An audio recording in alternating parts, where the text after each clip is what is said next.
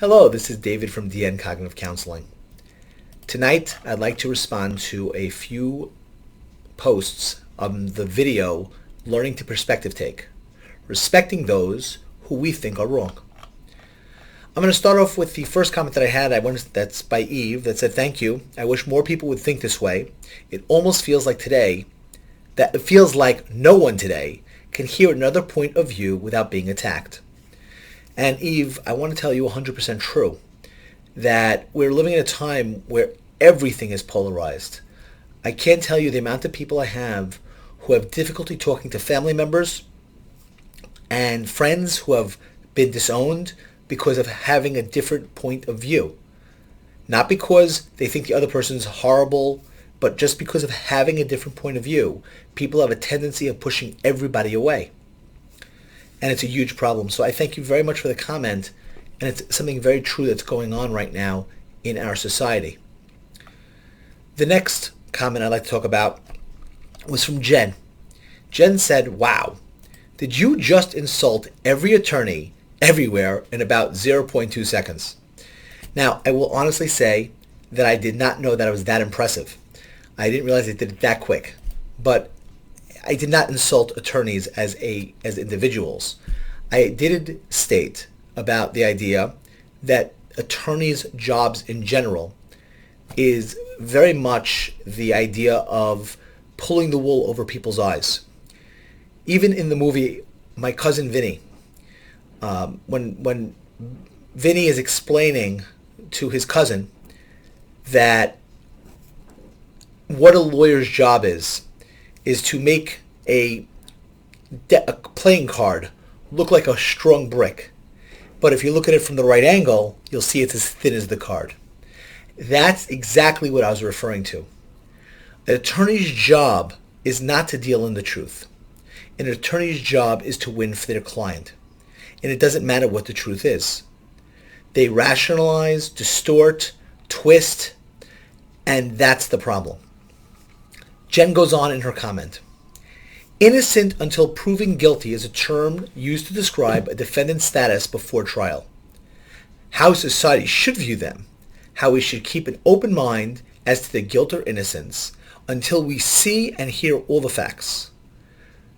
And you put in parentheses, which, by the way, I feel no one ever does, evidence is ruled inadmissible, attorneys not having to disclose certain facts, and then let's deal with all the media who posts 9/11 does not feel important now to verify the accuracy of facts before reporting them, so they contradict each other and themselves. I am not sure anyone ever has all of the facts of any situation, political, personal, or professional. Anyway, I don't feel like the term should be attempted to be applied to after trial status. Just my humble opinion. I'm going to stop here for a moment because I think this is important. I happen to believe that the aspect of innocent until proven guilty has to be what the trial has to approach. Even when there's video evidence, and even when you know the person is for sure guilty, the premise of the process has to be innocent until proven guilty. But that doesn't mean that the person's innocent until proven guilty factually. And it also doesn't mean if a person becomes acquitted that they weren't guilty to begin with. It also doesn't mean if somebody was convicted that they were actually guilty of the crime that they were convicted of. And that was my point. But in terms of the idea of innocent until proven guilty, based upon the law system, it is created that way. Because you don't have to prove your innocence, they have to prove you did something wrong. In other law systems in the world, you are guilty until proven innocent. The standard of proof issue. So it goes back to the idea in this country, better a thousand guilty men go free than one innocent man sit in jail. Now you may disagree with that sentiment, but that's actually how the law system was set up. The idea is that innocent people shouldn't be in jail. And boy, have we done a great job of making sure never an innocent person sits in jail. So, and again, it goes back to the way the system works and the way the attorneys work and the way that certain things are stacked against people because the resources are generally in the hands of the district attorneys more than the average citizen who gets accused of a crime. But I'm going to go on. But that does not change the fact that, for what it's worth, I completely agree with you about everything else. I think it's disgusting that cases are won and lost based on who's a better attorney. I hate that attorneys can manipulate facts and during opening and closing statements, at least in New York, can actually make stuff up. They're allowed to tell the jury their interpretation of what happened, regardless of the presence of any evidence supporting their theory. And in spite of all the evidence to the contrary, I watch up growing Law and Order, so I'm guessing that makes you an expert, and witnessing and experiencing the deficiencies in our judicial system, both criminally and civilly, firsthand was incredibly disappointing and heartbreaking. I'm very sorry to hear that. I love this video. I think the message is so important. I don't feel like anyone these days is interested in understanding anyone else's point of view. They just want to spew their own beliefs and have everyone just accept what they're saying as fact and change their minds if they don't already agree.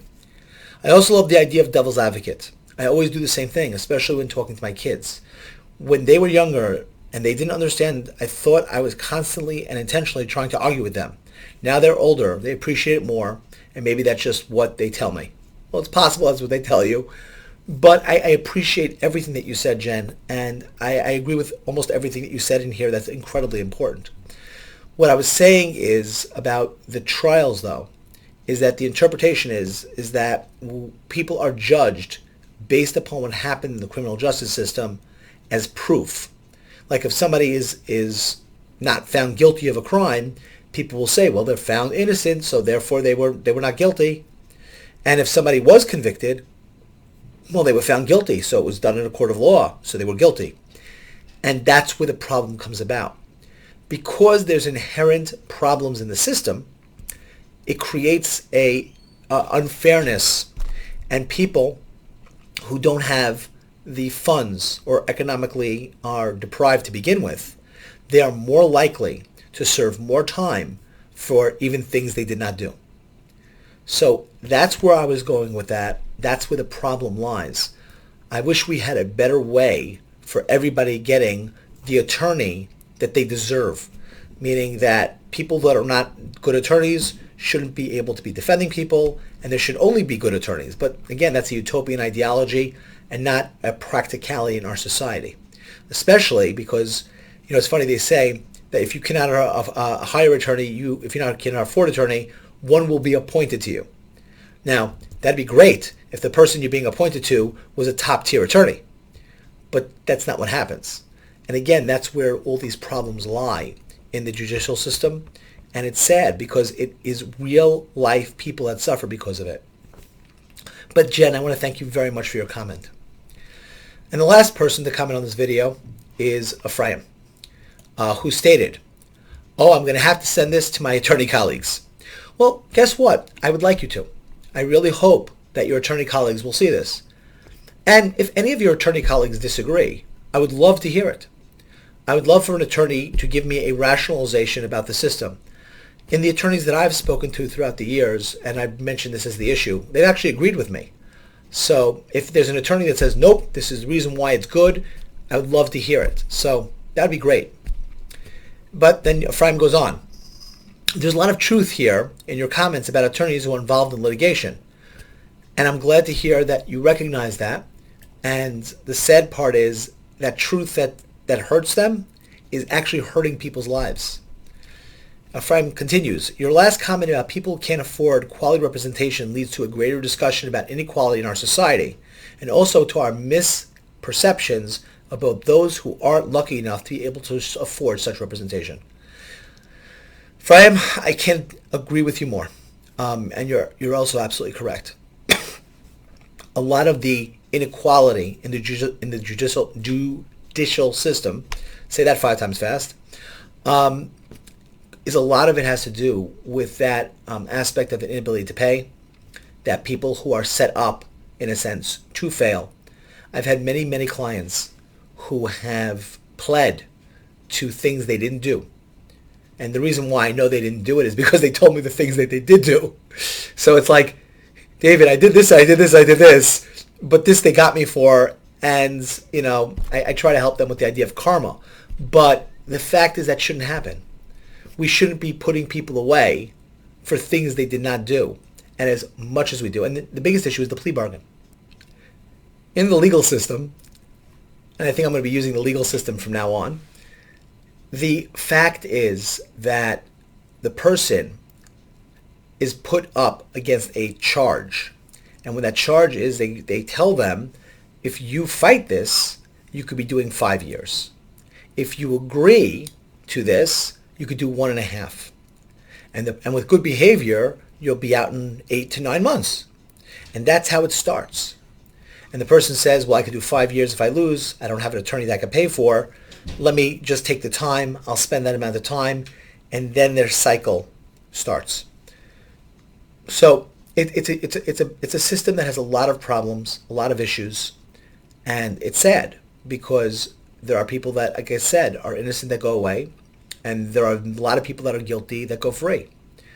And even the rules about, like Jen made a mention earlier, about the idea of the procedures and how evidence could be, not disclosed, or certain evidence would be nullified because somebody didn't get a proper warrant or something wasn't signed correctly. Technicalities based upon the procedures.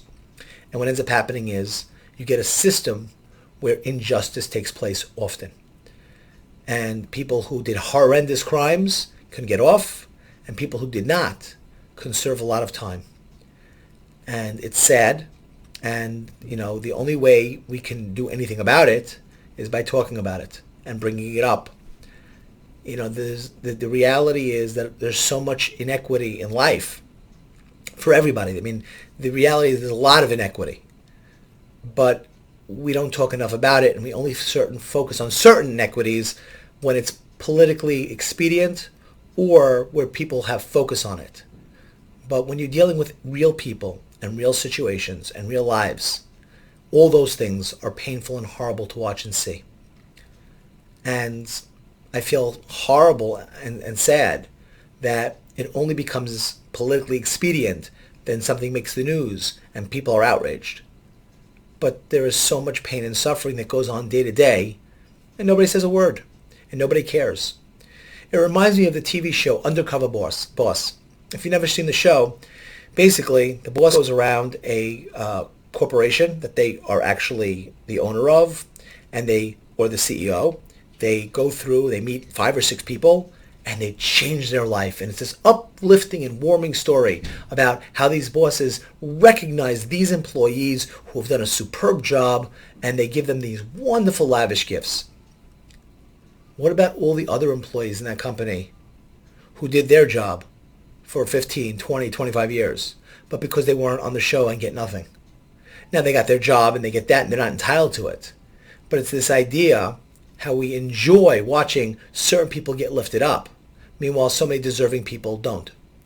And that also gives an element of fear of inequity. So a lot of times we don't recognize these types of things. And it's disheartening about that. And again, the amount of suffering is horrible. And we can only try to help people, from my standpoint, one person at a time. In terms of the best thing that we can do and advocate and try to change or help people to make changes so that they can make their lives better as best as it can be. I hope that you'll like this video. I hope you'll share it. And again, if you haven't hit subscribe, please do. If you like this video, if you can, tell me why. And again, if you dislike this video or you think anything I said, I'd love to hear your opinion and your thoughts. I don't have thick skin. Okay, you can tell me anything you like about it, and I'd be very happy to hear you out. So no issues about that. And if you'd like to become a patron to this endeavor, you can hit the Subcribe-star link below. Thank you very much. Have a good night and good mental health.